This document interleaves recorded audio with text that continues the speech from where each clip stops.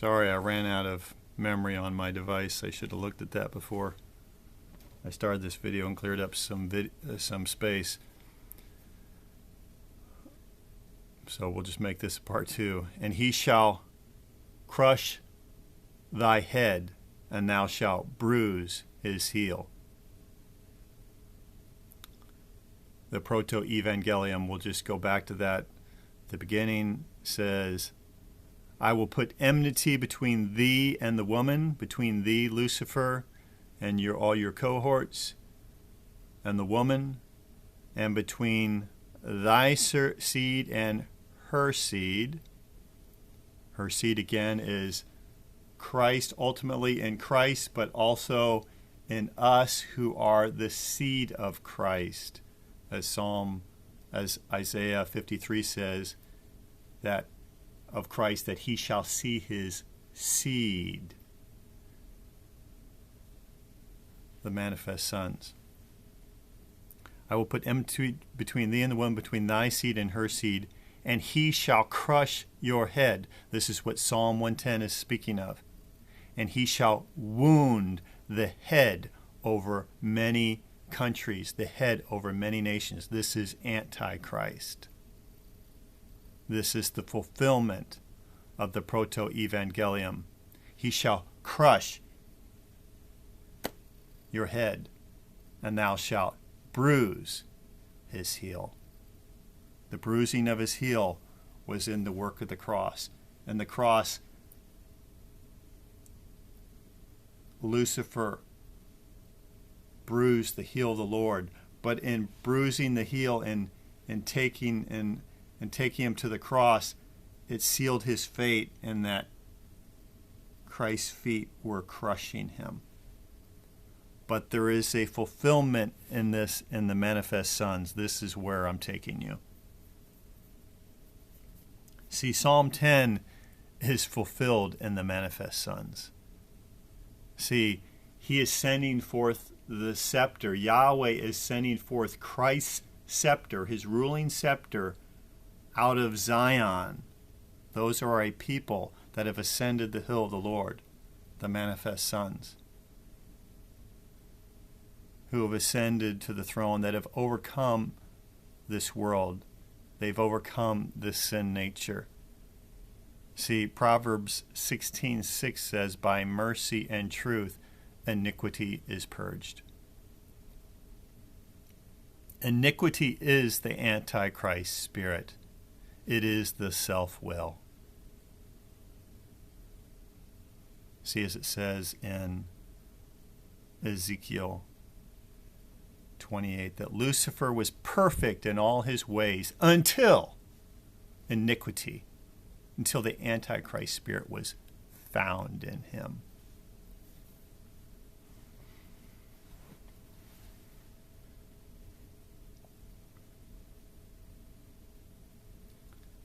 So back to Psalm 110, the scepter coming forth out of Zion, that's a people. Rule thou in the midst of thine enemies. So he's going to accomplish bringing all enemies under his feet through his sons. What did the Father say? Sit thou at my right hand until I make thine enemies thy footstool. He's still in heaven, but his footstool is extended into the earth through us, his throne, where he's going to crush his enemies. All those that won't bow at his feet will be crushed. And this is what we see in Isaiah chapter 60 of the manifest sons. And I'll just go there for a moment.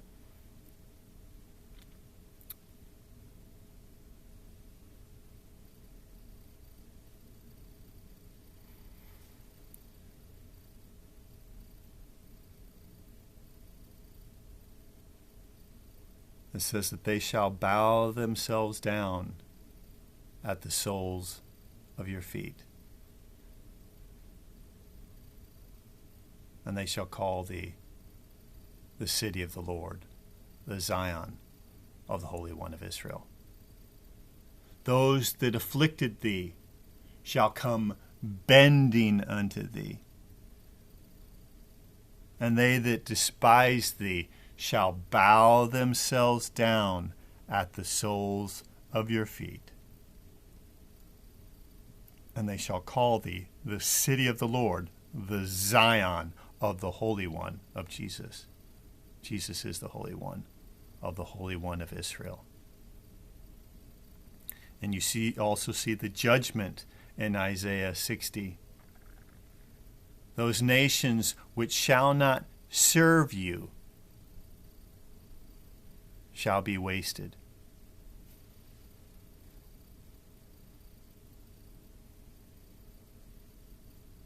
That nation and kingdom which shall not serve you shall perish, it says.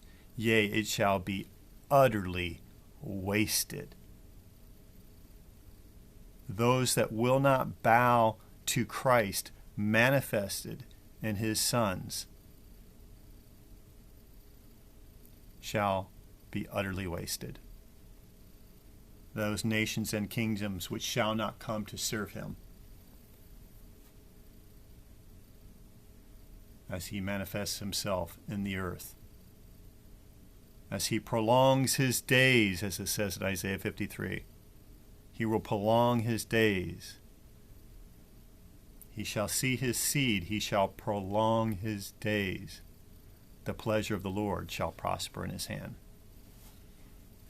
Isaiah 53, which was Isaiah's revelation of the cross.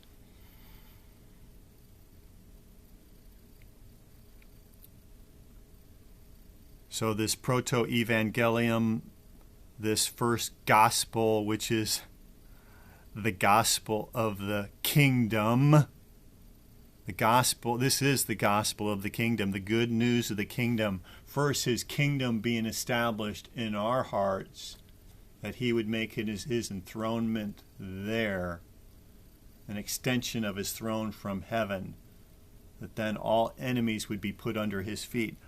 First, enemies in our hearts, where we would overcome the Antichrist spirit. We would overcome the world mind, the self-life. And then he would rule and reign from there to bring all enemies in the earth under his feet. Yeah, this is what Isaiah 16:5 says. In mercy the throne is established, and he shall sit upon it in truth. That's in you, where mercy and truth meet. He shall sit upon it in truth in the tabernacle of David. The tabernacle of David is a habitation for the King of glory. The Lord spoke that to me one day on my way to work. He says the raising up of the tabernacle of David is for a habitation for the King of glory. And this is what Psalm 24, those who ascend the hill of the Lord, the King of glory shall come into his tabernacle, the tabernacle of David, to rule and to reign. The Lord of hosts, taking out every enemy, every ite of our hearts, so that then through us he can rule on this earth.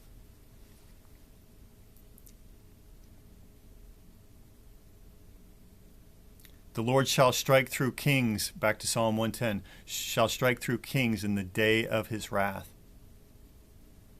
He shall judge among the heathen and fill the land with dead bodies. He shall wound the head over many nations, the Antichrist. He shall drink of the brook in the way, and therefore shall he lift up the head. This judgment of the Antichrist is going to come through the manifest sons. Now here's where it gets interesting. These manifest sons that have overcome this world, they've ascended with Christ to rule and to reign with him, even manifesting at times this glorified body, as we see in Isaiah 60. Isaiah 60, that the Gentiles shall come to thy light, and kings to the brightness of thy rising. Just as Christ was transfigured upon the Mount of Transfiguration, so the sons, as they receive the crown of glory and honor, that they've ascended to the throne. And so that's going to take me now to Hebrews chapter 2, verse 5. I'm going to try and wrap up a little bit because I realize this is fairly deep, and so, but hopefully it opens up another realm to you.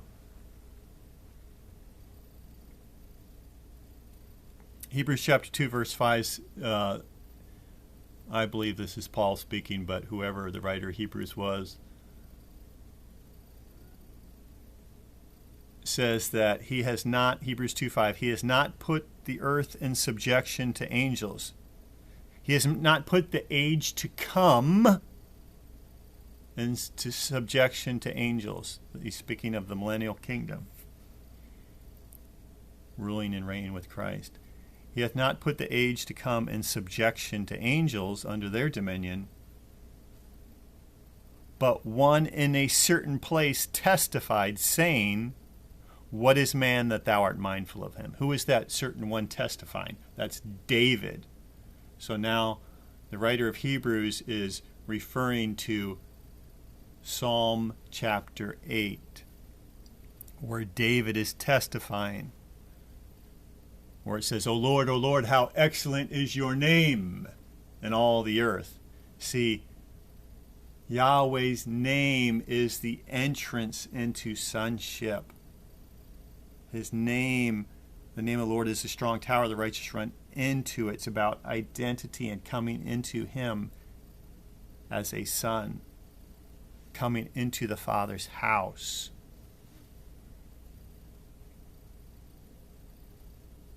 This is why he begins with, O Lord, how excellent is your name in all the earth. You have set your glory above the heavens. Out of the mouths of babes and sucklings hast thou ordained strength because of thine enemies, that thou mightest still the enemy and the avenger. When I consider the heavens, the work of thy fingers, the moon and the stars which thou hast ordained. What is man that thou art mindful of him, and the son of man that thou visitest him?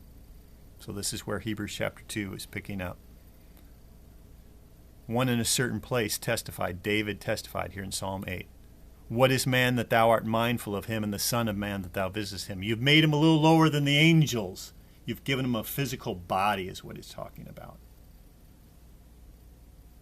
Thou hast crowned him with glory and honor. See, Adam was crowned with glory and honor. He ruled and reigned on this earth, an extension of heaven, until he fell. And then it says in Romans 3:23, all men have sinned and fallen short of the glory of God. They lost the crown of glory, no longer seated upon the throne, because they became overcome by sin as they fell. What is man that thou art mindful of him, the son of man that thou visitest him? You've made him a little lower than the angels, thou crownest him with glory and honor. I gave him dominion over the work of thine hands. Thou hast put all things where? Under his feet. See, heaven is my throne, earth is my footstool. This is the extension of his throne, us upon the earth, under our feet. And so when we come back into that dominion, we will crush the head of the Antichrist.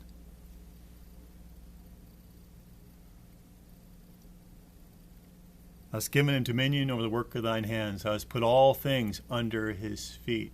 In that thou hast put all things under him, there is nothing not put under him. But now we do not yet see all things put under him. Man lost that dominion. All of creation is waiting for man to come back into that dominion through the indwelling Christ in the sons, the manifest sons.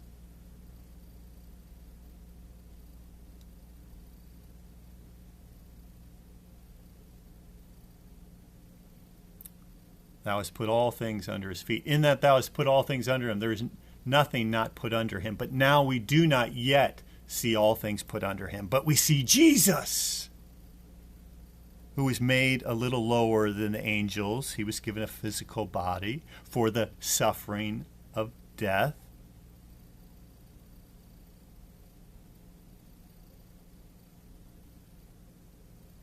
But we see Jesus, who is made a little lower than the angels for the suffering of death, crowned with glory and honor,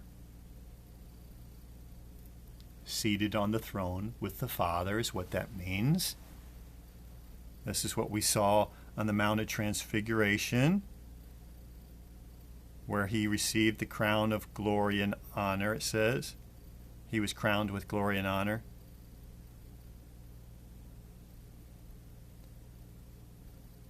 Before he went to the cross, as he was transfigured.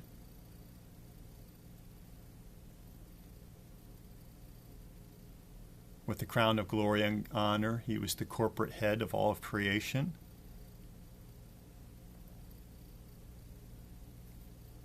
But we see Jesus, who is made a little lower than the angels for the suffering of death. If he had an angelic body, he couldn't have suffered death. It's not a little lower than God, as some say, that this is a little g. No, it is angels. He's talking about physical body. It's not talking about standing just as God or something like that, that we are gods. We are to be one with him. If you're a god, then you're separate from him, but we are to be one with him.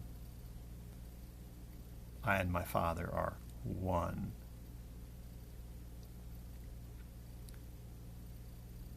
Crowned with glory and honor, that he, by the grace of God, should taste death for every man. For it became him, Christ, for whom all things and by whom all things, in bringing many sons, here it is, in bringing many sons unto glory, this glory of Isaiah chapter 60, and bringing many sons unto glory, to make the captain of their salvation. This Greek word captain literally means a first in line, a first in a rank or file, which meaning the sons come in behind him in rank and file to do the same thing, to do just as he did.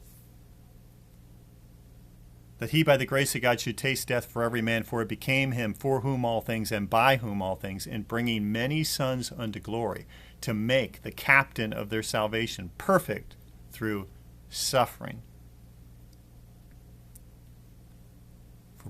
Speaking about the suffering at the cross.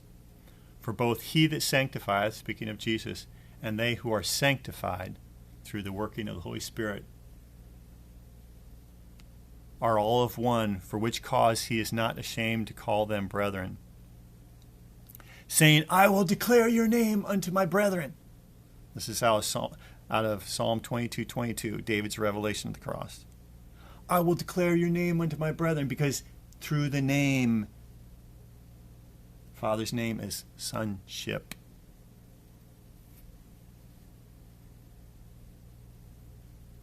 I will declare your name unto my brethren. In the midst of the congregation will I praise thee. This is the praises of Christ coming forth up out of his people.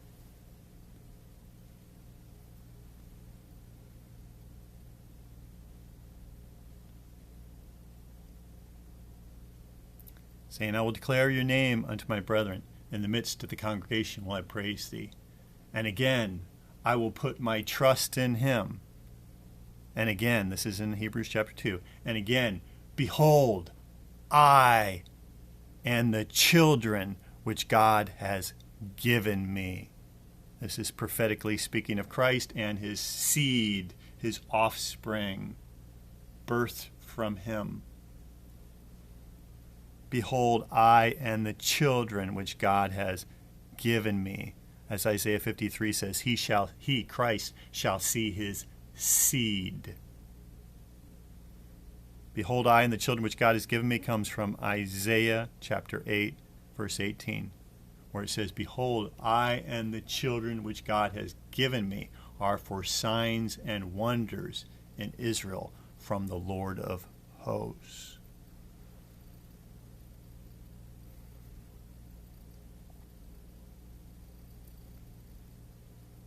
This is going to be instrumental in bringing back natural Israel, grafting them back into the vine. The work that he's going to do through the manifest sons. That's Psalm 118. I know I'm going into a lot of areas here. So, hey, if you're not in the Word, get in the Word. Psalm 118 says, Jesus said, what was it, Matthew 24, "You will not see me again," or the end of Psalm 23, "You will not see me again until you say, 'Blessed is he who comes in the name of the Lord.'" Meaning entering back into the Father's name, into sonship. "You will not see me again until you say, 'Blessed is he who comes in his name.'" Those are the manifest sons, revealing Christ unto Israel, natural Israel, that they will see him.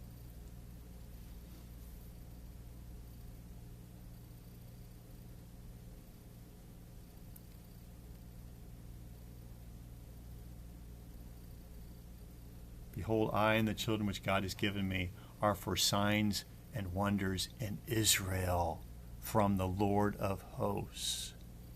That's Jesus.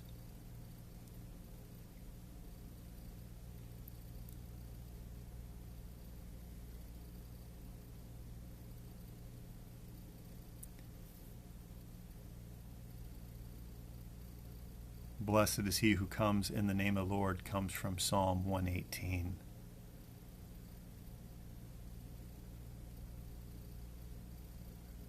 Where David speaks about entering through the gates of righteousness